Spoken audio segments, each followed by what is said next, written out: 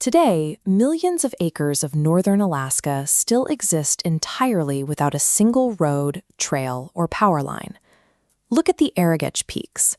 These granite spires rise thousands of feet straight out of the tundra, deep inside the central Brooks Range. When a place is this difficult to reach, it naturally feels safe. We assume that because humans can't easily drive or build here, the land remains perfectly suspended in time. We rely on that physical distance to protect the ecosystem.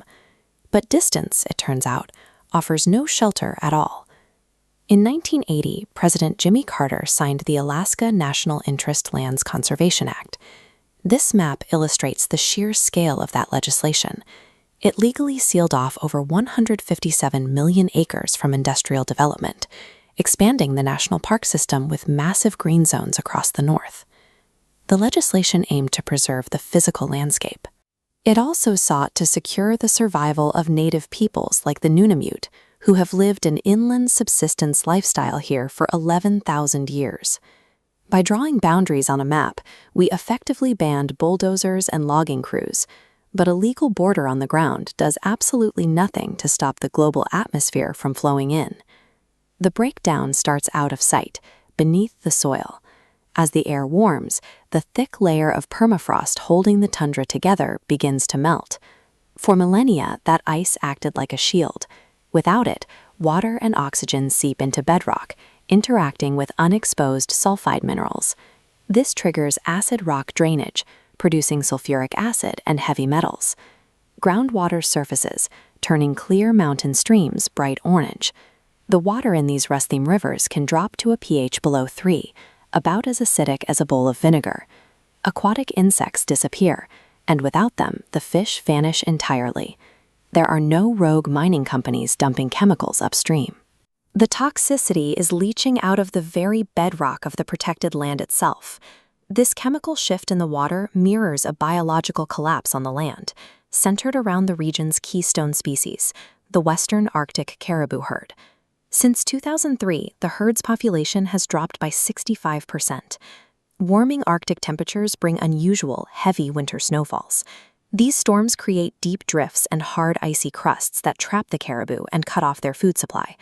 This chart reveals the crisis: adult female survival.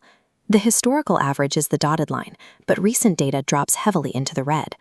Because one cow can produce 53 offspring over time, losing adult females prevents the herd from rebuilding. These animals are starving inside boundaries specifically drawn to keep them safe.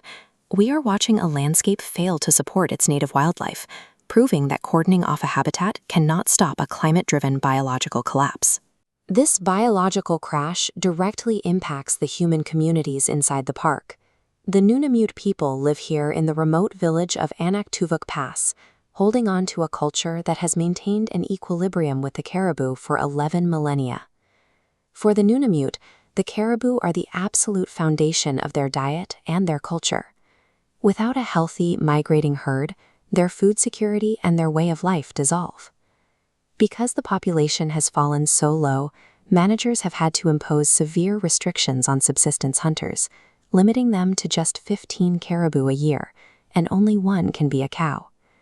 The legislation that built Gates of the Arctic made a promise to protect an ancient way of life. That promise is failing because the ecosystem sustaining it is dying from the ground up. The Brooks Range sits at a strange intersection. It is completely shielded from logging roads and heavy industry, yet it is chemically and biologically transforming before our eyes.